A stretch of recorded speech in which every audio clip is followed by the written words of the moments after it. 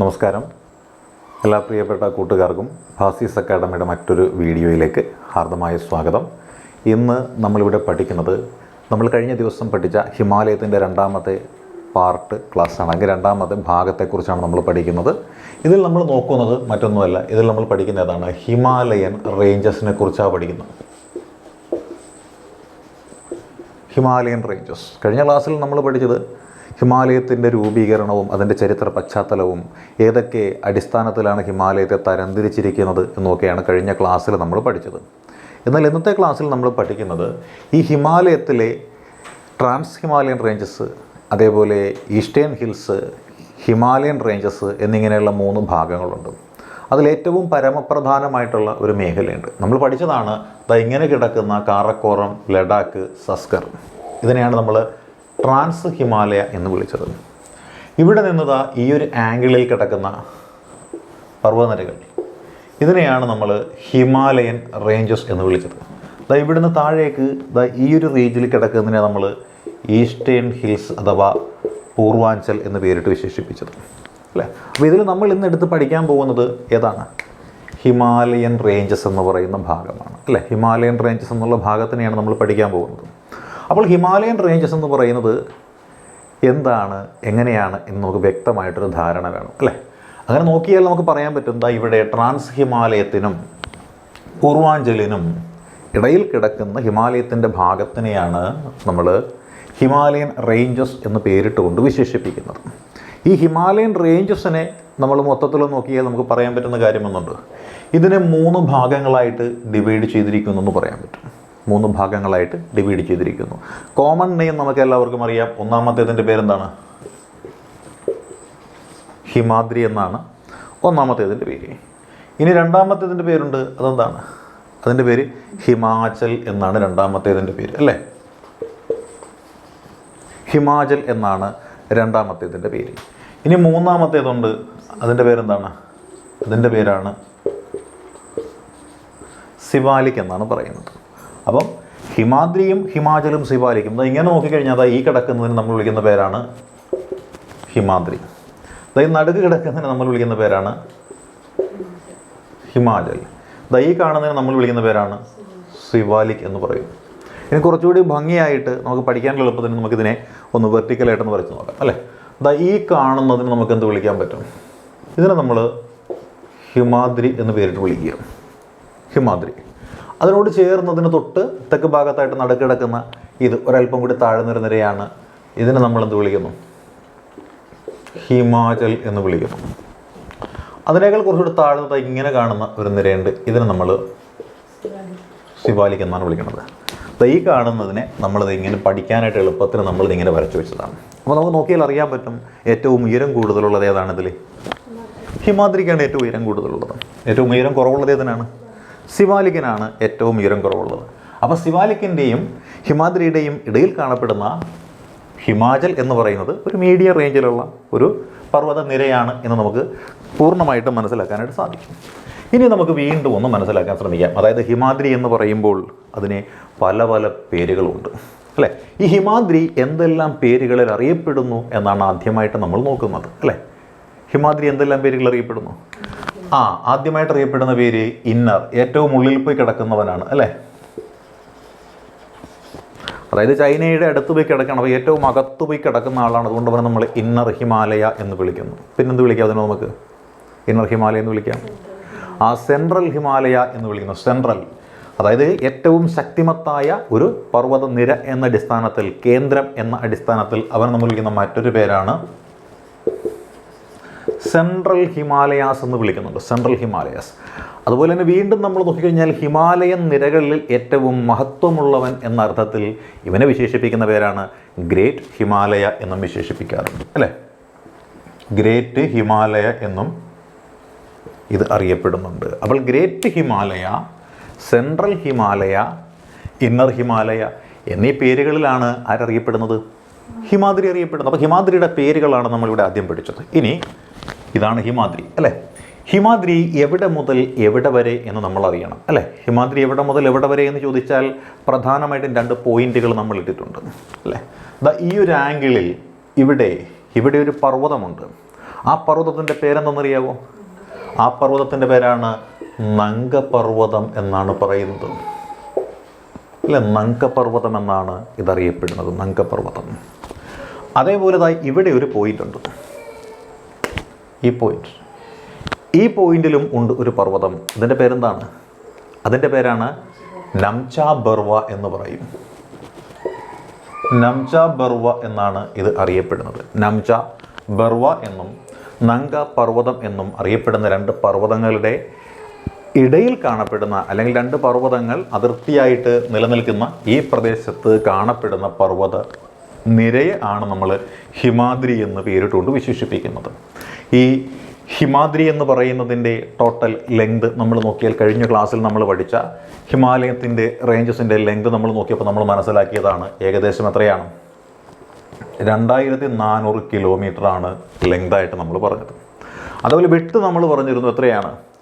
500. ചില സ്ഥലങ്ങളിൽ, കാശ്മീർ പോലെയുള്ള സ്ഥലങ്ങളിൽ പരമാവധി 500 കിലോമീറ്റർ ഉണ്ട്. എന്നാൽ അരുണാചൽ പ്രദേശ് പോലെയുള്ള സ്ഥലങ്ങളിൽ വന്ന് അവസാനിക്കുമ്പോൾ അതിന് വെറും 150 കിലോമീറ്റർ മാത്രമേ അതിന് വിട്ടുള്ളൂ. അപ്പോൾ അതിൻ്റെ വീതി എന്ന് പറയുന്നത് എന്തായിരിക്കും? വ്യത്യാസപ്പെട്ടിരിക്കുന്ന ഒന്നാണ്. എന്നാൽ ലെങ്ത് പെർഫെക്റ്റ് ആയിട്ട് 2400 കിലോമീറ്റർ ഉണ്ട്. അപ്പോൾ അങ്ങനെയുള്ള ഈ ഹിമാദ്രിയിലേക്ക് നമ്മളൊന്ന് കടന്നു കഴിഞ്ഞാൽ നമുക്ക് കാണാൻ സാധിക്കുന്നു എന്തുകൊണ്ടാണ് ഇവനെ സെൻട്രൽ ഹിമാലയ എന്ന് വിളിക്കുന്നത്, എന്തുകൊണ്ടാണ് ഇവനെ ഗ്രേറ്റ് ഹിമാലയ എന്ന് വിളിക്കുന്നത് ഒന്ന് ചിന്തിച്ചു കഴിഞ്ഞാൽ നമുക്ക് മനസ്സിലാക്കാൻ സാധിക്കും. അതായത് ഏറ്റവും ശക്തിമത്തായ ഹിമാലയൻ നിര എന്നതുകൊണ്ട് തന്നെയാണ് ഇതിനെ അങ്ങനെ വിളിക്കുന്നത്. അപ്പോൾ എന്തുകൊണ്ടാണ് ഇതിന് ഇത്രയും ശക്തിമത്തായ നിര എന്ന് വിളിക്കുന്നത്? നമ്മൾ പറഞ്ഞു കഴിഞ്ഞാൽ ഹിമാലയൻ നിര എന്ന് പറയുമ്പോൾ അതെങ്ങനെയുള്ളതാണ്? അത് രൂപീകരിക്കപ്പെട്ടിരിക്കുന്നത് അവസാദ ശിലകൾ കൊണ്ടും കായാന്തരിത ശിലകൾ കൊണ്ടുമൊക്കെയാണ് രൂപാന്തരപ്പെട്ടിരിക്കുന്നതെന്നാണ് പറയുന്നത്. ഇതിൽ ഈ കായാന്തരിത ശിലകൾ, അതേപോലെ നല്ല കട്ടിയുള്ള പാറകൾ കാണപ്പെടുന്ന ഹിമാലയത്തിൻ്റെ ഒരു ഭാഗമെന്ന് പറയുന്നതാണ് ഈ പറയുന്ന ഹിമാദ്രി എന്ന് പറയുന്നത്. അപ്പോൾ ഹിമാദ്രിയിൽ നല്ല കട്ടിയുള്ള പാറകൾ കാണപ്പെടുന്ന ഒരു സ്ഥലമാണ്. അതുകൊണ്ട് തന്നെ ഏറ്റവും ഉറപ്പുള്ള ശക്തിമത്തായ ഹിമാലയ പർവ്വതത്തിൻ്റെ ഭാഗം ഏതെന്ന് ചോദിച്ചാൽ നമുക്ക് പറയാൻ പറ്റും ഏതാണ്? ഹിമാദ്രി എന്ന് പറയുവാനായിട്ട് നമുക്ക് സാധിക്കുന്നതാണ്. അപ്പോൾ അതുകൊണ്ട് തന്നെ നമുക്ക് പറയാൻ പറ്റും പർവ്വതങ്ങളിൽ ഏറ്റവും ഉയരം കൂടുതലുള്ള പർവ്വതങ്ങൾ പ്രധാനമായും നമ്മൾ നോക്കിയാൽ ഈ ലോകത്തിലെ ഉയരം കൂടിയ 10 കൊടുമുടികൾ നമ്മൾ എടുത്തു കഴിഞ്ഞാൽ അതിൽ 9 കാണപ്പെടുന്നത് എവിടെയാണ്? ഈ പറയുന്ന ഹിമാദ്രിയിലാണ് കാണപ്പെടുന്നത്, അല്ലെങ്കിൽ ഹിമാലയൻ മേഖലയിലാണ് കാണപ്പെടുന്നത് എന്ന് നമുക്ക് പറയുവാനായിട്ട് സാധിക്കുന്നതാണ്. അതുകൊണ്ട് തന്നെ ഏറ്റവും ഉയരം കൂടിയ പർവ്വതം എന്ന് പറയുമ്പോൾ നമുക്കറിയാൻ പറ്റും എത്രയാണ്? 8850. ഇത് ഞാൻ പറഞ്ഞ കണക്കല്ല. ഫിലിപ്സ് ജിയോഗ്രാഫിക്കൽ ഡിക്ഷണറി എന്ന് പറയുന്നുണ്ട്, ഒരു ഡിക്ഷണറി ഉണ്ട്. അമേരിക്കയിൽ നിന്നും പ്രസിദ്ധീകരിക്കപ്പെടുന്ന ഒരു ഭൂമിശാസ്ത്ര വൈദഗ്ധന്മാർ പ്രസിദ്ധീകരിക്കുന്ന ഒരു ഗ്രന്ഥമാണ് ഈ ഫിലിപ്സ് ജിയോഗ്രാഫിക്കൽ ഡിക്ഷണറി എന്ന് പറയുന്നത്. അതിൽ 8850 മീറ്റർ എന്നാണ് ഹിമാലയത്തെ എവറസ്റ്റ് കൊടുമുടിയെ രേഖപ്പെടുത്തിയിരിക്കുന്നത്. ഹിമാലയത്തിലെ എവറസ്റ്റ് കൊടുമുടിയെ രേഖപ്പെടുത്തിയിരിക്കുന്നത് 8850 എന്നാണ്. എന്നാൽ നമ്മൾ പഠിക്കുന്നത് എത്രയാണെന്ന്? 8848 എന്നൊരു കണക്കിലാണ് നമ്മൾ പഠിക്കുന്നത്. എന്നാൽ ചൈനയിലെയും നേപ്പാളിലെയും പാഠപുസ്തകങ്ങളിൽ കൊടുത്തിരിക്കുന്നത് എത്രയാണ്?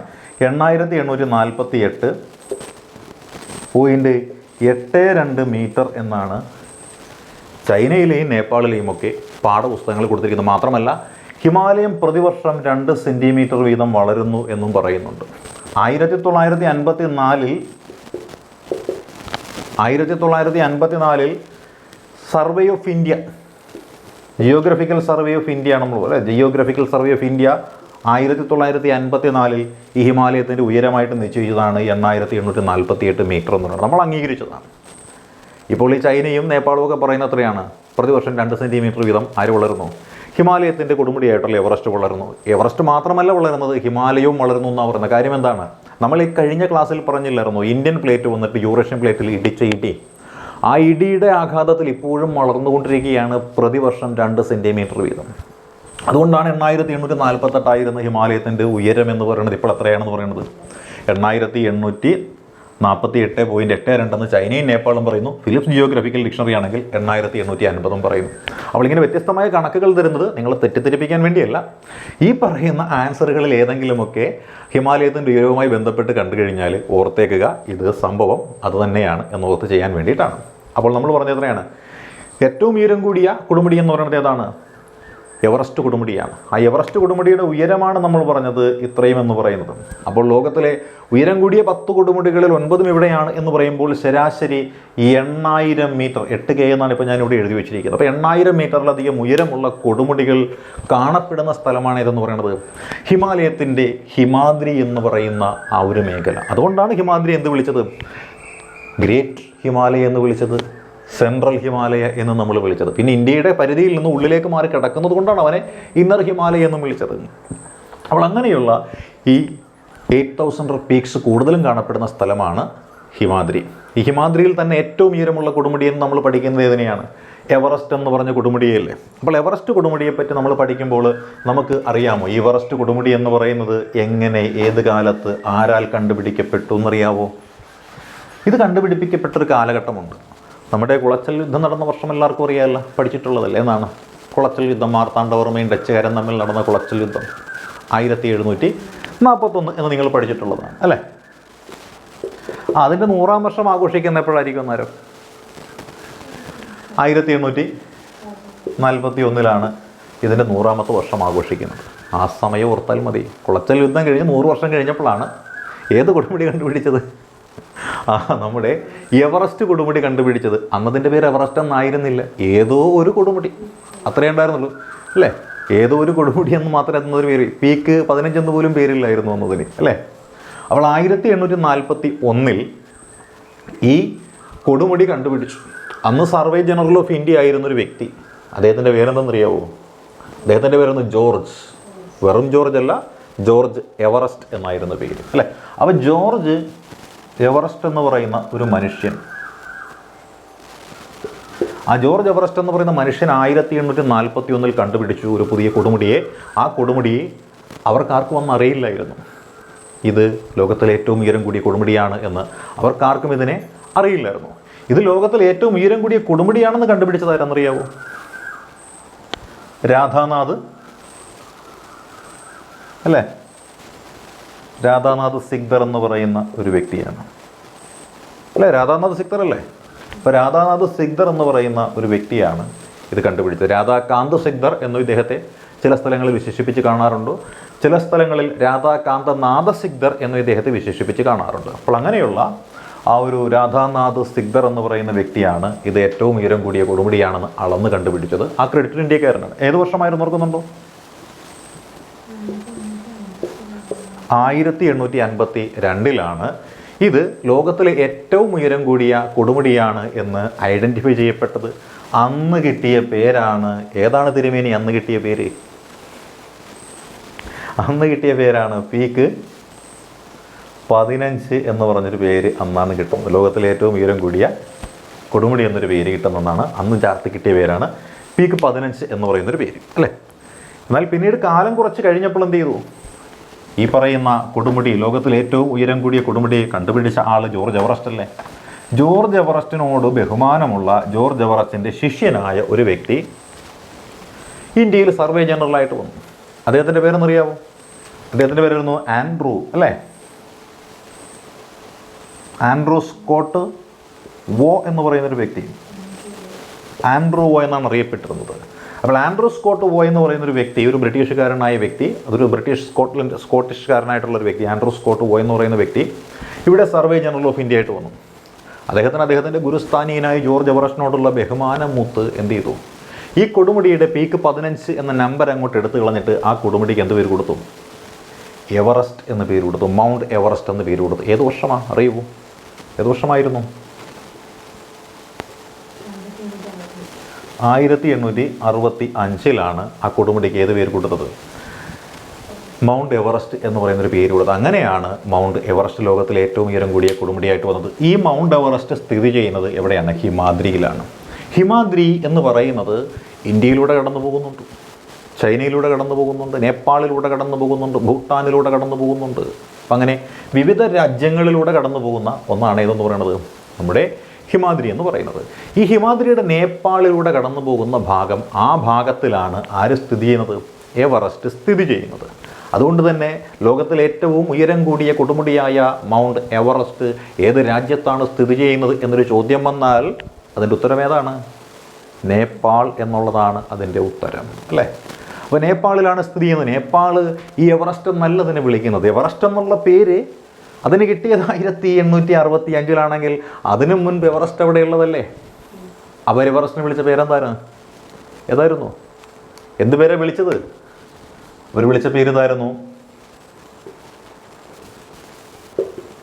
സാഗർ മാത എന്ന പേരാണ് വിളിച്ചത്, അല്ലെ? സാഗർ മാത എന്നൊരു പേര് വിളിച്ചു. ഈ സാഗർ മാത എന്ന് പറയുന്ന പേരിനൊരു അർത്ഥമുണ്ട്. എന്താണ് ആ പേരിൻ്റെ അർത്ഥം? സാഗർ മാത എന്ന പേരിൻ്റെ അർത്ഥം എന്താണ്? സാഗർ മാത എന്ന പേരിൻ്റെ അർത്ഥം? ഗോഡസ് ഓഫ് ദ സ്കൈ എന്നാണ് സാഗർ മാത എന്ന് പറയുന്ന പേരിൻ്റെ അർത്ഥം, അല്ലേ? സാഗർ മാത എന്ന പേരിൻ്റെ അർത്ഥം എന്താണ്?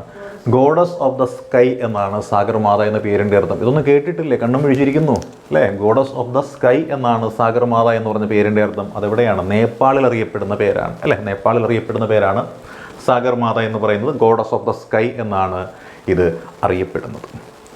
എന്നാൽ ഈ നേപ്പാളിന് പുറമെ നമ്മൾ പറഞ്ഞു ചൈനയിലൂടെയും കടന്നു പോകുന്നുണ്ട്. ചൈനയിൽ തന്നെയുള്ളൊരു സ്വതന്ത്ര പ്രവിശ്യയായിരുന്ന ടിബറ്റിലൂടെയും ഈ പറയുന്ന ഹിമാദ്രി കടന്നു പോകുന്നുണ്ട്. അതുകൊണ്ട് ആ നാട്ടിലെയും ജനങ്ങൾക്ക് ഈ എവറസ്റ്റിനോട് ബഹുമാനമുണ്ട്, സ്നേഹമുണ്ട്. അതുകൊണ്ട് അവരും ഇതിനെ പല പല പേരുകളും വിളിക്കുന്നുണ്ട്. അപ്പോൾ ഈ ചൈനക്കാരിതിനെ വിളിക്കുന്ന പേരെന്താണ്? അതല്ലെങ്കിൽ തിബറ്റിലെ ജനത ഇതിനെ വിളിക്കുന്ന പേരെന്താണ്? തിബറ്റൻ ഭാഷയിൽ എവറസ്റ്റിനെ വിളിക്കുന്ന പേരെന്താണ്? ചൊമലുങ്മ എന്ന പേരിട്ടാണ് വിശേഷിപ്പിക്കുന്നത്, അല്ലേ? നമ്മളെല്ലാവരും ചുമക്കുന്ന ആൾക്കാർ, അല്ലേ? അപ്പോൾ ചൊമലുങ്മ എന്നാണ് ഇത് തിബറ്റിൽ അറിയപ്പെടുന്നത്. ചൈനയിലെത്തുമ്പോൾ എന്തായി? ഈ ചുമ കോമയായിട്ട് മാറും, അല്ലേ? കോമ എന്ന് നമ്മൾ പറയത്തില്ലേ? അത് കൊമലോങ്മ എന്ന പേരിൽ അറിയപ്പെടുന്നു. അപ്പോൾ കൊമലോങ്മ എന്ന പേരിലാണ് ഇതറിയപ്പെടുന്നത്. അപ്പോൾ കൊമലോങ്മ എന്നും ചൊമലോങ്മ എന്നും അറിയപ്പെടുന്നത് എവറസ്റ്റാണ്. ചൊമലോങ്മ എന്നറിയപ്പെടുന്നത് ടിബറ്റിലാണെങ്കിൽ കൊമലോങ്മ എന്നറിയപ്പെടുന്നത് ചൈനയിലാണ്. സാഗർ മാത എന്നറിയപ്പെടുന്നത് നേപ്പാളിലാണ്. ഇതാണ് ഈ പറയുന്ന എവറസ്റ്റ്. ഇങ്ങനെയുള്ള 8000 മീറ്ററിന് മുകളിൽ ഉയരമുള്ള ഏകദേശം ഒരു 20ഓളം കൊടുമുടികൾ എവിടെയുണ്ട്? നമ്മുടെ ഹിമാദ്രിയിലുണ്ട്. ഇവിടെ ശ്രദ്ധിക്കേണ്ടുന്നൊരു കാര്യമുണ്ട്. നമുക്ക് പല വിദേശ രാജ്യങ്ങളുമായിട്ട് വ്യാപാരമൊക്കെ നടന്നിട്ടുണ്ട്. പ്രധാനമായിട്ടും നമ്മൾ പഠിച്ചിരിക്കുന്നത് ഹുയാൻസാങ് ഇന്ത്യയിൽ വന്നിട്ടുണ്ട്, അല്ലേ? ഫാഹിയാൻ ഇന്ത്യയിൽ വന്നിട്ടുണ്ട് എന്നൊക്കെ നമ്മൾ പഠിച്ചിട്ടില്ലേ? അപ്പം അങ്ങനെ ഹുയാൻസാങ്ങും ഫാഹിയാനും ഒക്കെ ഇന്ത്യയിൽ വന്നിട്ടുണ്ടെങ്കിൽ അവരെങ്ങനെയായിരിക്കും വന്നിരിക്കുക? അവർ വന്നിരിക്കുന്നത് ഈ ഹിമാദ്രിയെ മറികടന്നിട്ടായിരിക്കില്ലേ വന്നിരിക്കുന്നത്? അപ്പോൾ ഹിമാദ്രി എന്ന് പറയുന്ന ഈ ഒരു മേഖല, അതിൻ്റെ ഒരു ഉയരമുണ്ട്, ശരാശരി ഉയരമുണ്ട്, അല്ലേ? ഹിമാദ്രിയുടെ ശരാശരി ഉയരം എത്രയാണെന്നറിയാമോ? പല പുസ്തകങ്ങളും പലതാ കാണിക്കുന്ന 6100 മീറ്റർ എന്ന് പറയാറുണ്ട്. അതേപോലെ 6000 മീറ്റർ എന്നും പറയാറുണ്ട്. അപ്പോൾ 6000 മീറ്ററോ 6100 മീറ്ററോ ശരാശരി ഉയരമുള്ളൊരു പർവ്വതമാണ് ഹിമാദ്രി എന്ന് പറയുന്നത്. ഇതിനൊരു വീതിയും കൂടിയുണ്ട്. കാര്യം കടന്നു വരണമെന്നുണ്ടെങ്കിൽ മറികടന്ന് വരണ്ടേ. ശരാശരി വീതി എന്ന് പറയുന്നത്, ഹിമാദ്രിയുടെ ശരാശരി വീതി എന്ന് പറയുന്നത് 25 കിലോമീറ്ററാണ്. അപ്പോൾ 25 കിലോമീറ്ററോളം ശരാശരി വീതിയും 6000 മീറ്റർ 6 കിലോമീറ്ററോളം ശരാശരി ഉയരവുമുള്ള ഹിമാദ്രിയെ മറികടന്നുകൊണ്ടാണ് ഹുയാൻസാങ്ങും ഫാഹിയാനെയും പോലെയുള്ള ചൈനീസ് തീർത്ഥാടകന്മാർ ഇന്ത്യയിലേക്ക് വന്നിട്ടുള്ളത്. ഇന്ത്യയിൽ നിന്നുള്ള ബുദ്ധ തീർത്ഥാടകന്മാർ ഈ വടക്കൻ പ്രദേശങ്ങളിലേക്ക്, തിബറ്റിലേക്കും ചൈനയിലേക്കുമൊക്കെ ബുദ്ധമതത്തിൻ്റെ പ്രചരണത്തിനായിട്ടും പോയിട്ടുള്ളത്. അപ്പോൾ അവർ പോയിട്ടുണ്ടെങ്കിൽ ഉറപ്പായിട്ടും അങ്ങോട്ട് പോകുവാനായിട്ട് ഒരു പാത ഉണ്ടാവും, അല്ലേ?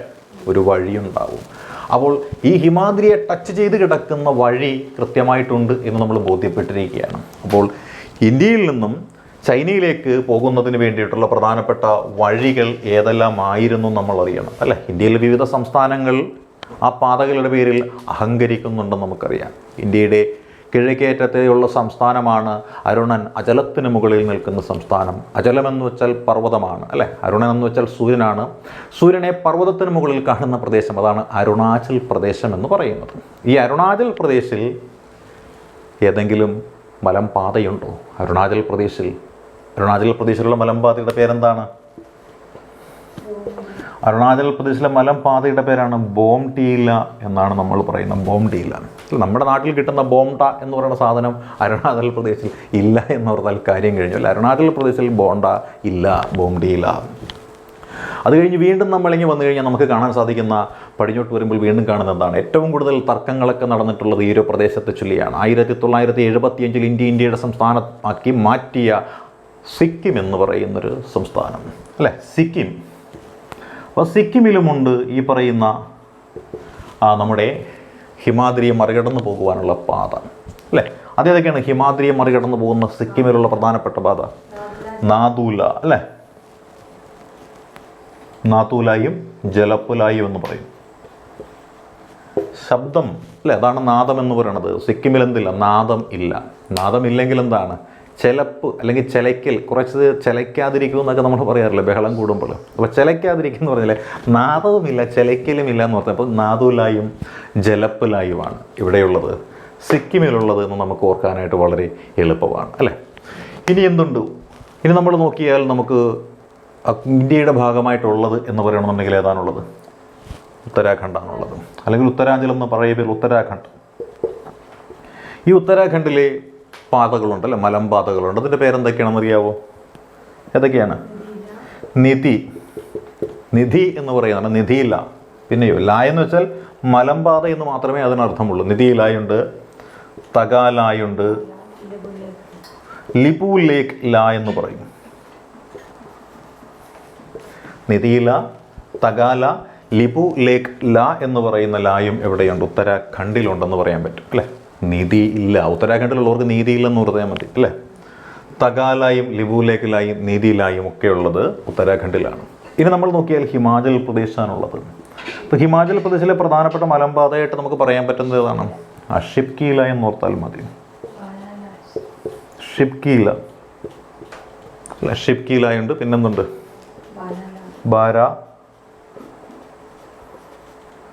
ബാരാലാച്ചാലായുണ്ട് അല്ലേ? ബാരാലാച്ചാല.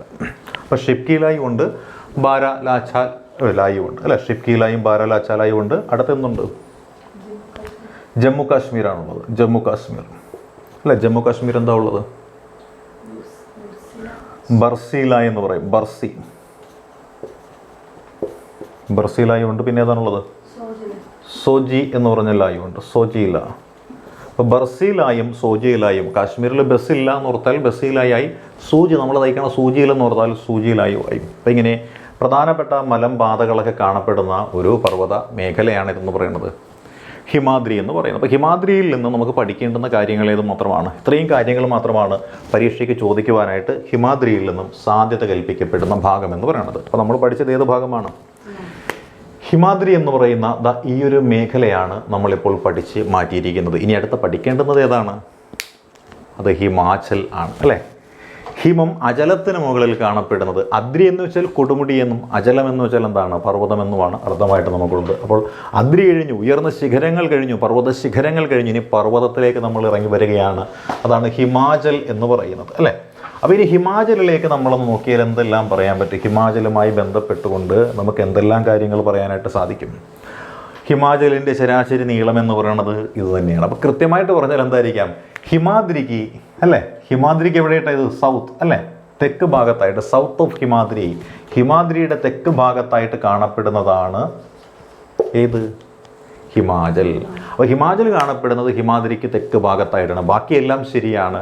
നംഗപർവ്വതം മുതൽ നംജാ പർവ്വതം വരെയുള്ളൊരു പ്രദേശത്തായിട്ട്, ഹിമാദ്രിക്ക് സമാന്തരമായിട്ട്, ഹിമാദ്രിയുടെ തെക്ക് ഭാഗത്തായിട്ട്, ഹിമാദ്രിയേക്കാൾ ഉയരം കുറഞ്ഞതായിട്ട് അല്ലേ? അപ്പോൾ നീളമൊക്കെ ഏകദേശം കറക്റ്റാണ്. ഉയരത്തിലൊരു വ്യത്യാസമുണ്ട്. ഉയരം എത്ര വരുമെന്നറിയാം? ഏകദേശം പല കണക്കുകൾ പറയാറുണ്ട്. ഏകദേശം ഒരു 3500-നും 4500 മീറ്ററിനും ഇടയിലെന്നാണ് നമുക്ക് അനുമാനിക്കാൻ സാധിക്കുന്ന. ചില ആൾക്കാർ കൃത്യമായിട്ട് പറഞ്ഞിട്ടുണ്ട് എത്രയാണ്? 3000 എന്ന് പറഞ്ഞിട്ടുണ്ട്. പക്ഷേ അതൊന്നും കണക്കിലെടുക്കേണ്ട കാര്യമില്ല. കാര്യം എന്താ? പലയിടത്തും പല അളവാണുള്ളത്. ചിലയിടത്ത് 4500 കാണും, ചിലയിടത്ത് 3500 കാണും. അതുകൊണ്ടാണ് 3500-നും 4500-നും ഇടയിൽ ശരാശരി ഉയരം മാത്രമുള്ള ഒരു മേഖലയായിട്ട് നമ്മൾ എന്തിനെ പറയുന്നത്? ഈ പറയുന്ന ഹിമാചലിനെ പറയുന്നത്. ഇതിൻ്റെ വീതി എത്രയുണ്ടെന്നറിയാം? ഏകദേശം 60 കിലോമീറ്റർ മുതൽ 80 കിലോമീറ്റർ വരെയാണ് ഇതിൻ്റെ വീതി ഉള്ളതായിട്ട് പറയുന്നത് അല്ലേ? 60 കിലോമീറ്റർ മുതൽ 80 കിലോമീറ്റർ വരെയുള്ളൊരു വിസ്താരത്തിലാണ് അല്ലെങ്കിൽ വീതിയിലാണ് ഏത് കിടക്കുന്നത്? ഈ പറയുന്ന നമ്മുടെ ഹിമാചൽ എന്ന് പറയുന്ന ആ ഒരു മേഖല കിടക്കുന്ന ഹിമാചൽ. ഈ ഹിമാചൽ എന്ന് പറയുന്നതിനെ ഹിമാദ്രിയിൽ നിന്നും വേർതിരിക്കുന്ന ഒരു ബോർഡറുണ്ട്. അതിനെ നമ്മൾ വിളിക്കുന്ന പേരാണ് മെയിൻ സെൻട്രൽ ത്രസ്റ്റ് എന്നാണ് പറയുന്നത് അല്ലേ? മെയിൻ സെൻട്രൽ ത്രസ്റ്റ് അല്ലെങ്കിൽ സെൻട്രൽ മെയിൻ ത്രസ്റ്റ് എന്ന് നമ്മൾ പേരിട്ട് വിശേഷിപ്പിക്കാറുണ്ട്. അപ്പോൾ ഈ സെൻട്രൽ മെയിൻ ത്രസ്റ്റ് അല്ലെങ്കിൽ മെയിൻ സെൻട്രൽ ത്രസ്റ്റാണ് ഹിമാദ്രിയെയും ഹിമാചലിനെയും തമ്മിൽ വേർതിരിക്കുന്ന ഭാഗം എന്ന് ഒന്ന് ഓർത്തു വെച്ചേക്കുക കേട്ടോ. അപ്പോൾ മെയിൻ സെൻട്രൽ ത്രസ്റ്റ് അല്ലെങ്കിൽ സെൻട്രൽ മെയിൻ ത്രസ്റ്റ് എന്ന് പറയുന്നതാണ് ഇതിനെ രണ്ടിനെയും തമ്മിൽ വേർതിരിക്കുന്ന ഒരു ഭാഗം എന്ന് പറയുന്നത്. ഇനി നമ്മൾ നോക്കിയാൽ നമുക്ക് പറയാനായിട്ട് സാധിക്കുന്ന കാര്യം എന്നുണ്ട്, ഇവിടെ എന്തെല്ലാമാണ് കാണപ്പെടുന്നത് നോക്കും അല്ലേ. ഇവിടെ കാണപ്പെടുന്ന എന്താണ്? കൊടുമുടികളില്ല. കൊടുമുടി കൂർത്തിരിക്കുന്നതാണ്. അതാണ് നമ്മൾ എവറസ്റ്റിനെയൊക്കെ എടുത്ത് പറഞ്ഞത് അല്ലേ. പർവ്വതത്തിന് മുകളിൽ ഇങ്ങനെ കൂർത്തിരിക്കുന്നതാണ് നമ്മൾ കൊടുമുടികൾ എന്ന് പറഞ്ഞത്. പക്ഷേ ഇവിടെ എന്താണ്? അത്തരത്തിലുള്ള കൊടുമുടികളില്ല. പകരമുള്ള എന്താണ്? പർവ്വത നിരകളാണ്. അപ്പോൾ ഹിമാചലിൽ കാണപ്പെടുന്നത് പ്രധാനമായിട്ടും പർവ്വത നിരകളാണ്. അപ്പോൾ ഹിമാചലിലെ പ്രധാനപ്പെട്ട പർവ്വത നിരകൾ ഏതെല്ലാമെന്ന് നമ്മൾ നോക്കാം അല്ലേ. മൗണ്ടൻ റേഞ്ചസ്, അതാണ് MR എന്ന് ചുരുക്ക പേരിടുന്നത് അല്ലേ. അതിൻ്റെയൊക്കെ പേര് നമുക്കറിയാം. ഏതൊക്കെയായിരിക്കാം? ഒന്ന് പീർ പഞ്ചൽ എന്ന് പറയാം നമുക്ക് അല്ലേ. പീർ പഞ്ചലുണ്ട്. ധൗളാധർ എന്ന് പറയുന്ന അല്ലെ ധൗലഗിരി എന്ന് നമ്മൾ പറയുന്ന ധൗളാധർ ഉണ്ട്. പിന്നെന്തുണ്ട് നമുക്ക് കൊടുക്കാൻ പറ്റുക? മസൂറി ഉണ്ട്. പിന്നെ ഏത് പറയാൻ പറ്റും? മസൂറി ഉണ്ട്, മഹാഭാരത് ഉണ്ട് അല്ലേ. പീർപ്പഞ്ചൽ, ധൗളാധർ, മസൂറി, മഹാഭാരത് അല്ലേ. പീർപ്പഞ്ചൽ, പിന്നെന്തുണ്ട്? നൈനിറ്റാളുണ്ട്. പിന്നെ നൈനിറ്റാള്, മസൂറി, മഹാഭാരത്, ധൗളാധർ, പീർപ്പഞ്ചൽ, പറഞ്ഞുകൂടെ നാഗത്തിഭ ഉണ്ട് കേട്ടോ. നാഗത്തിഭ എന്ന് പറയുന്നത് ഇപ്പം നാഗ്തിഭ, മഹാഭാരത്, മസൂറി, ധൗളാധർ, പീർപ്പഞ്ചൽ മുതലായ പർവ്വത നിരകൾ കാണപ്പെടുന്നത് ഹിമാലയത്തിൻ്റെ ഏത് ഭാഗത്താണെന്ന് ചോദിച്ചാൽ അത് ഹിമാചലിലാണ് കാണപ്പെടുന്നതിന് പറയാൻ പറ്റില്ലേ. അപ്പോൾ പർവ്വതങ്ങൾ ഇവിടെയുണ്ട്. ഈ പർവ്വതങ്ങൾ ഉണ്ടെങ്കിൽ ഉറപ്പായിട്ടും അവിടെ എന്തുകൂടി കാണും? താഴ്വരകളുണ്ടാവും അല്ലേ. അപ്പോൾ ഇവിടെ എന്തുകൂടിയുണ്ട്? വാലീസ് കൂടിയുണ്ട്. മൗണ്ടൻ റേഞ്ചസ് കാണപ്പെടുന്നുണ്ട്, വാലികളുമുണ്ട്. അപ്പോൾ ഇവിടെ കാണപ്പെടുന്ന പ്രധാനപ്പെട്ട താഴ്വരകൾ ഏതൊക്കെയാണ്? വാലീസ്. ഇമ്പോർട്ടൻ്റ് വാലീസിൻ്റെ പേരെന്തൊക്കെയായിരുന്നു? വാലീസ് കുളു വാലി ഉണ്ട് അല്ലേ. Kullu valley, Kangra valley, Kashmir valley. അപ്പോൾ കുളു വാലിയും കംഗ്ര വാലിയും കാശ്മീർ വാലിയും കാണപ്പെടുന്നത് എവിടെയെന്ന് ചോദിച്ചാൽ അത് ഹിമാചലിലാണ് കാണപ്പെടുന്നത്. അപ്പോൾ ഹിമാചലിൽ കാണപ്പെടുന്ന പ്രധാനപ്പെട്ട താഴ്വരകളാണ് Kullu valley, Kangra valley, Kashmir valley. ഇനി വീണ്ടും നമ്മൾ ഒന്നുകൂടി ഒന്ന് ശ്രദ്ധാപൂർവം നോക്കിയാൽ പർവ്വതമുണ്ടെങ്കിൽ പർവ്വതത്തെ മറികടന്ന് അപ്പുറത്ത് ചെല്ലണം. അതായത് ഈ പറയുന്ന ഹിമാചൽ എന്ന് പറഞ്ഞ മേഖലയിൽ നിന്ന് ഹിമാദ്രിയിലേക്ക് എത്തണമെന്നുണ്ടെങ്കിൽ ഹിമാചലിനെ മറികടന്ന് പോകണ്ടേ. മറികടന്ന് പോകണമെന്നുണ്ടെങ്കിൽ അവിടെ എന്ത് വേണം? മലമ്പാത വേണം അല്ലേ. ആ മലമ്പാതകൾ ഏതെല്ലാമാണ്? ഇവിടെ കാണപ്പെടുന്ന പ്രധാനപ്പെട്ട പാസസ് ഏതൊക്കെയാണെന്ന് നമുക്ക് നോക്കാം അല്ലേ. പാസസ്, ഒന്നാമത്തെ പാസിൻ്റെ പേരാണ് പീർപ്പഞ്ചൽ. പീർപ്പഞ്ചൽ പാസ് ഉണ്ട്, ബിദിലി പാസ് ഉണ്ട്. ബിദിൽ പാസ് ഉണ്ട് അല്ലേ. പീർപ്പഞ്ചൽ പാസ് ഉണ്ട്, ബിദിൽ പാസ് ഉണ്ട്, ഗുലാബ്ഗഡ് പാസ് ഉണ്ട്. ഗുലാബ്ഗഡ് പാസ് ഉണ്ട്, ബെനിഹാൾ പാസ് ഉണ്ട്. അപ്പോൾ ബെനിഹാള്, ഗുലാബ്ഗഡ്, ബിദിലി, പീർപ്പഞ്ചൽ മുതലായ മലമ്പാതകൾ കാണപ്പെടുന്നത് എവിടെയാണ്? ഹിമാചൽ എന്ന് പറയുന്ന ഇവിടെയാണ് കാണപ്പെടുന്നത് ഇതെല്ലാം എന്ന് ഓർത്തുകൊള്ളുക. ഇനി മറ്റൊരു പ്രധാനപ്പെട്ട സവിശേഷത എന്നറിയാവോ? പല ആളുകളും അല്ലേ സുഖവാസത്തിന് പോകുന്നൊരു പ്രദേശം കൂടിയാണ് ഈ പറയുന്ന ഹിമാചൽ എന്ന് പറയുന്നത്. കാരണം എന്താണ്? ശരാശരി ഉയരം എന്ന് പറയുന്നത് 4000, 3000 ആ റേഞ്ചിലൊക്കെ നിൽക്കുന്നു. പിന്നെന്താണ്? അതികഠിനമായ ശൈത്യം അവിടെ ഇല്ല. അതുകൊണ്ട് തന്നെ സുഖവാസ കേന്ദ്രമാണ് അല്ലെ. കൈ കാശുള്ളവർ അവിടേക്ക് ഒന്ന് സുഖവാസത്തിന് പോകാറുണ്ട്. അപ്പോൾ പ്രധാനപ്പെട്ട സുഖവാസ കേന്ദ്രങ്ങൾ, ഹിൽ സ്റ്റേഷൻസ് ഇവിടെയുണ്ട്. ഏതൊക്കെയാണ് പ്രധാനപ്പെട്ട ഹിൽ സ്റ്റേഷൻസ്? പ്രധാനപ്പെട്ട ഹിൽ സ്റ്റേഷൻസ് ആണെന്ന് മസൂറി.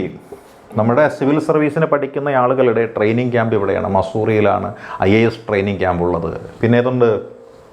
മസൂറിയുണ്ട്, നൈനിറ്റാളുണ്ട്, നൈനിറ്റാൾ, അൽമോറ,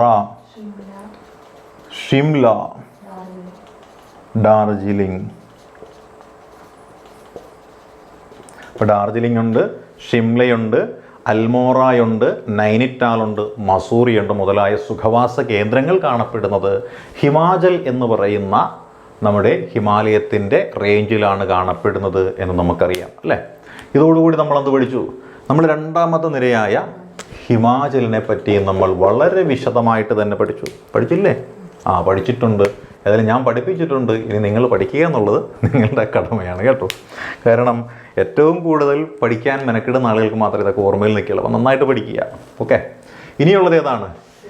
ഇനിയുള്ളത് സിവാലിക് എന്ന് പറയുന്ന മേഖലയാണ്. സിവാലിക് എന്നുള്ള പേര് നമുക്ക് കേൾക്കുമ്പോൾ തന്നെ അറിയാൻ ധരിക്കുക, ശിവാലിക് എന്നും പലപ്പോഴും പറഞ്ഞു കേൾക്കാറുണ്ട് അല്ലേ. ശിവാലിക് ഇത് പറയപ്പെടുന്ന എന്തെന്നറിയാവോ? ഈ സിവാലിക് എന്നുള്ള പ്രദേശത്തിനൊരു പ്രത്യേകതയുണ്ട്. അതായത് ഈ അവസാദങ്ങൾ മാത്രമേ ഇവിടെയുള്ളൂ, അതായത് മണ്ണും പൊടിയും മാത്രമേ ഇവിടെയുള്ളൂ. അതുകൊണ്ട് തന്നെ ഇത് പെട്ടെന്ന് പൊടിഞ്ഞു പോകുന്ന ഒരു മേഖലയും കൂടിയാണ്. എന്ന് വെച്ചാൽ ഈ പറയുന്ന ഹിമാദ്രിയിൽ നിന്നും ഹിമാചലിൽ നിന്നുമൊക്കെ ധാരാളം നദികൾ ഉത്ഭവിച്ചു വരുന്നുണ്ട്. ഈ നദികൾ ഇങ്ങനെ ഉത്ഭവിച്ച് വരുമ്പോൾ എന്ത് സംഭവിക്കും? സ്വാഭാവികമായിട്ടും ഈ കട്ടി കുറഞ്ഞ മണ്ണ് കൊണ്ട് നിർമ്മിക്കപ്പെട്ടിരിക്കുന്ന സിവാലിക്കിൻ്റെ പല ഭാഗങ്ങളും എന്ത് ചെയ്യപ്പെടും? മുറിഞ്ഞു പോകും. വെള്ളം ഒഴുകുന്ന കണ്ടിട്ടില്ല നമ്മളിങ്ങനെ ഒരു പാത്തി, ഒരു പാത്തി ഇങ്ങനെ ഉണ്ടാക്കി വെച്ചു, എന്നിട്ട് ഇവിടുന്ന് വെള്ളം നല്ല ഫോഴ്സിൽ ഒഴുക്കി വിടുകയാണ്. സംഭവിക്കും, വെള്ളം ഈ പാത്തിയെ മുറിച്ച് ഇങ്ങോട്ട് പോകും, പാത്തിക്കൊരു പാട് വീഴും. ഇതേപോലെ ഈ സിവാലിക് എന്ന് പറയുന്നൊരു ചിറ പോലെ, ഒരു ബണ്ട് പോലെയാണുള്ളത്. ആ ബണ്ടിനെ മുറിച്ചുകൊണ്ട് മുകളിൽ നിന്ന് വെള്ളം ഇങ്ങനെ വന്നിരിക്കാൻ നേരത്ത് ഈ സിവാലിക് എന്ന് പറയുന്നത് പലയിടത്തും എങ്ങനെ കാണപ്പെടുന്നു? മുറിഞ്ഞു കാണപ്പെടുന്നു. അപ്പോൾ ഒരു കാര്യം മനസ്സിലായില്ലേ? ഹിമാദ്രിയും ഹിമാചലും കണ്ടിന്യൂസ് മൗണ്ടൻ റേഞ്ചസ് ആണെന്നുണ്ടെങ്കിൽ ഈ സിവാലിക് എന്ന് പറയുന്നത് കണ്ടിന്യൂസ് ആണോ? അല്ല. കാര്യം എന്താ? ഈ നദികൾ എന്ന് പറയുന്നത് ഒഴുകി അതിനെ മുറിച്ചിട്ടിരിക്കുകയാണ്. അപ്പോൾ ഇതൊരു കണ്ടിന്യൂസ് റേഞ്ചസ് അല്ല, ഇതൊരു മുറിഞ്ഞു പോകുന്ന ഒരു റേഞ്ചാണ് എന്ന് മനസ്സിലാക്കുക അല്ലേ. ഈ മുറിഞ്ഞു പോകാൻ നേരം നമ്മൾ ഓർക്കുക, അത് ഇങ്ങനെ നീണ്ടു നിവർന്ന് കിടക്കുന്ന ഒന്നാണ് സിവാലിക് എന്ന് സങ്കല്പിക്കുക. ഒരു നദി ഒഴുകി വന്നത് ഇതിനിത് ഇങ്ങനെ മുറിച്ചു. അപ്പോൾ എന്തായി? ഇവിടെ ഒരു മുറിയുണ്ടായി. വീണ്ടും അടുത്ത നദി വന്ന് ഇവിടെയും മുറിച്ചു. അപ്പോൾ എന്തായി? ഇവിടെയും ഒരു മുറിയുണ്ടായി. വീണ്ടും അടുത്ത നദി വന്ന് ഇവിടെയും മുറിച്ചു. അപ്പോൾ എന്തായി? വീണ്ടും ഇവിടെ ഒരു മുറിയുണ്ടായി. അടുത്തത് വന്ന് ഇവിടെയും മുറിച്ചു. അപ്പോൾ എന്തായി? ഇവിടെയും മുറിച്ചു. അപ്പോൾ നോക്കിയാൽ ഇങ്ങനെ മുറിഞ്ഞു കിടക്കുന്നൊരു മേഖല. അപ്പോൾ നോക്കി കഴിഞ്ഞാൽ എന്തായിരിക്കാം? മല എന്ന് നമുക്ക് വിളിക്കാൻ പറ്റുമോ? പർവ്വതനിര എന്ന് വിളിക്കാൻ പറ്റില്ല, കുന്നുകൾ എന്നേ വിളിക്കാൻ പറ്റുള്ളൂ. അപ്പോൾ കുന്നുകളാണ് ഇവിടെ കാണപ്പെടുന്നത്. ഈ കുന്നുകൾ പൊതുവെ പ്രാദേശിക ഭാഷയിൽ അറിയപ്പെടുന്ന പേരെന്തെന്നറിയാവോ? ഡ്യൂൺസ് എന്ന പേരിൽ അറിയപ്പെടുന്നുണ്ട്. മറ്റു പേരുകൾ അറിയപ്പെടുന്നത് ദ്വാർസ് എന്ന പേരിൽ അറിയപ്പെടുന്നു. ദ്വാരം എന്ന് വെച്ചാൽ വാതിലുകളെന്ന അർത്ഥമുള്ളത്. ഇവിടെ കൂടി ഒഴുകുമ്പോൾ എന്താണ്? ഒരു വാതിലിലൂടെ വെള്ളം ഒഴുകി വരുന്നതായിട്ട് തോന്നുന്നില്ലേ? നോക്ക്, ഇവിടെ നോക്കാൻ നേരത്തൊരു വാതിൽ, ഇത് വിടവിലൂടെ ഇങ്ങനെ വെള്ളം വരാൻ നേരത്തൊരു ദ്വാരം. ഇവിടെ എന്നുണ്ട്, ഇത് ഒരു ദ്വാരം. അതുകൊണ്ട് ഇതിനെ ചില പ്രാദേശിക പേരിൽ ദ്വാറുകൾ എന്ന് വിളിക്കാറുണ്ട്, ഇതിനെ ഡ്യൂണുകളെന്നും വിളിക്കാറുണ്ട്. അപ്പോൾ ഈ പറയുന്ന മേഖലയിൽ ഏറ്റവും പ്രധാനപ്പെട്ട ഡ്യൂണുകളിന് ഡെറാഡ്യൂൺ എന്ന് കേട്ടിട്ടില്ല? ഉത്തരാഖണ്ഡിലല്ലേ ഡെറാഡൂൺ? അപ്പോൾ ഡെറാഡൂൺ എന്ന് പറയുന്നത് ഇത്തരത്തിലുള്ള സിവാലിക്കിൻ്റെ ഭാഗത്തുണ്ടായിട്ടുള്ളതാണ്. പിന്നെ ഇതിന് ശിവാലിക് എന്ന പേര് വരാനൊരു കാര്യമുണ്ടെന്ന് അറിയാവോ? ഈ നദി ഇങ്ങനെ ഒഴുകുന്നത് കൊണ്ടും ഈ പറയുന്നിട്ടുള്ള അവസാദങ്ങൾ ഇങ്ങനെ അടിഞ്ഞിരിക്കുന്നതുകൊണ്ടും ഇവിടെ നല്ല തണുവുള്ള മേഖലയാണ്. അതുകൊണ്ട് തന്നെ ഇവിടെ നല്ല മരങ്ങളൊക്കെ ഇങ്ങനെ തഴച്ചു വളർന്നിട്ടുണ്ട്. അതായത് ഈ ജട പിടിച്ചതുപോലെ കാണപ്പെടുന്നു അല്ലേ. ശിവൻ എന്ന് പറയുന്ന സങ്കല്പം എന്താണ്? ജടയാണെന്നാണ് പറയണത് അല്ലേ. ജട പിടിച്ച മനുഷ്യ രൂപം നമ്മൾ കണ്ടിട്ടില്ലേ? അതെന്താണ്? ശിവൻ്റെ ഒരു രൂപമായിട്ടൊക്കെയാണ് നമ്മളിങ്ങനെയുള്ള ആൾക്കാരെയൊക്കെ കാണുന്നത് അല്ലേ. ശിവൻ ജട പറിച്ച് നിലത്തടിച്ചപ്പോഴാണ് ഭദ്രകാളിയും വീരഭദ്രനും ഒക്കെ ഉണ്ടായത്, ഖണ്ഡാകരനൊക്കെ ഉണ്ടായെന്നൊക്കെ നമ്മൾ പഠിച്ചിട്ടില്ലേ. അതേപോലെ ഈ പറയുന്ന സിവാലിക് എന്ന് പേര് വരാൻ കാര്യം മറ്റൊന്നുമല്ല, ഈ ശിവൻ്റെ വാസസ്ഥലമായിട്ടുള്ള കൈലാസം ഹിമാലയത്തിലാണെന്നും ഈ സിവാലിക് എന്ന് പറഞ്ഞ മേഖല ശിവൻ്റെ ജട പോലെ കാണപ്പെടുന്നതാണ് എന്നൊക്കെയാണ് പറയപ്പെടുന്നത്. അതുകൊണ്ട് ശിവൻ്റെ തിരുജട അല്ലെങ്കിൽ തിരുമുടി എന്നറിയപ്പെടുന്നു ഈ സിവാലിക് എന്ന് പറയുന്ന മേഖല. ഇവിടെ ഉയരം പൊതുവേ കുറവാണെന്നാണ് പറയുന്നത്. ഇവിടുത്തെ ഉയരം എന്ന് പറയുന്നത് എത്രയാണ്? ശരാശരി 600 മുതൽ 1500 മീറ്റർ വരെയാണ് ഇവിടുത്തെ ശരാശരി ഉയരം. ചില സ്ഥലങ്ങളിൽ ഇത് 1200 നിജപ്പെടുത്തിയും കാണാറുണ്ട്. ഇതാണ് ഇതിൻ്റെ ശരാശരി ഉയരമായിട്ട് വ്യാഖ്യാനിക്കപ്പെടുന്നത്. ഇങ്ങനെ കാണപ്പെടുന്ന ഈ സിവാലിക്ക് പ്രാദേശികമായിട്ട് പല പേരുകളിലുമൊക്കെ അറിയപ്പെടുന്നുണ്ട് അല്ലേ. ഇത് ജമ്മു കാശ്മീരിൽ അറിയപ്പെടുന്ന പേരെന്തെന്നറിയാവോ? സിവാലിക്ക് ജമ്മു കാശ്മീരിൽ അറിയപ്പെടുന്ന പേര് ജമ്മു ഹിൽസ് എന്ന പേരിലാണ് ജമ്മു കാശ്മീരിൽ അറിയപ്പെടുന്നത്. JNKയിൽ ജമ്മു ഹിൽസ് എന്ന പേരിൽ അറിയപ്പെടുന്നു.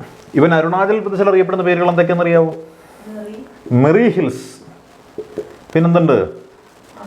അബോർ ഹിൽസ് എന്ന പേരിൽ അറിയപ്പെടുന്നുണ്ട്. Miri hills, Abor hills, Mishmi hills, Dafla hills.